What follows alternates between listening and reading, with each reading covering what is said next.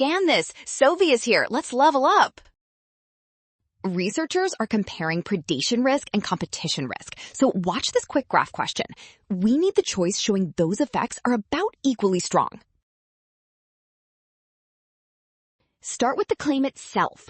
Predation and competition should affect juvenile salmon by about the same amount. So we need evidence where each factor shifts activity similarly instead of one dominating.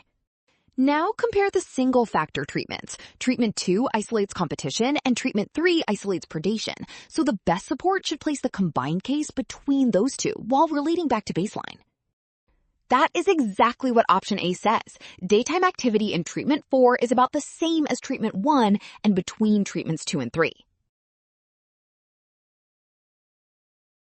Well done! Option A. Scan now. Do not rush signs or flashy facts. Trust the given claim and check which choice directly matches it.